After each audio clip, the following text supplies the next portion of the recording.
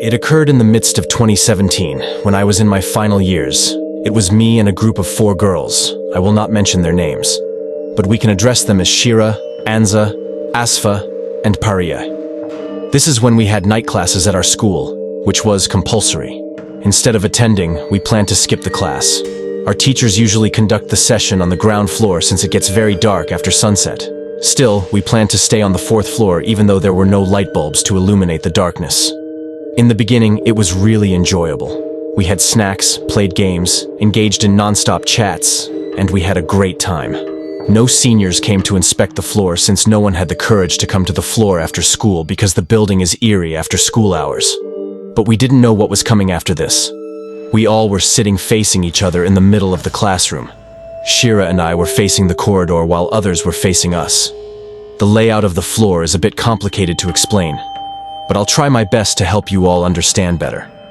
To clarify, we were seated in a classroom, facing 3 laboratories that were already locked, and the walls were made of transparent glass. We began playing Truth or Dare. Everything went smoothly until Shira's gaze turned in the direction of the laboratories.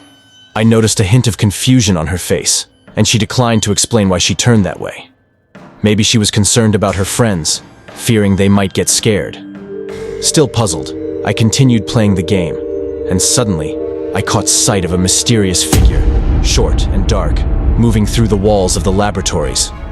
Only then did I realize that both Shira and I were looking in the same direction where the mysterious figure had gone through. The friends opposite us noticed the change in our expressions and started to panic. Shira, Anza, and Pari grabbed their belongings and fled to the ground floor, leaving Asfa and me alone.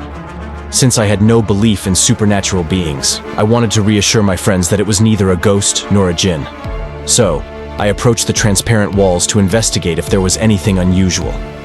But we found nothing. To further clarify, I went all the way to the restroom, situated in the other corner of the corridor, and I opened every door, explaining and laughing about this to Asfa, who stood a couple of feet away from me, also laughing. Suddenly, her rosy face turned into a terrified one.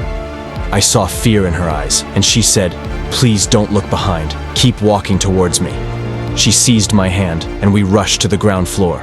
To this day, I do not know what she saw behind me, and it's been 5 years since this incident occurred. Still, she refuses to disclose what she saw that day. I have no idea what lies within that building, and just thinking about that incident keeps freaking me out.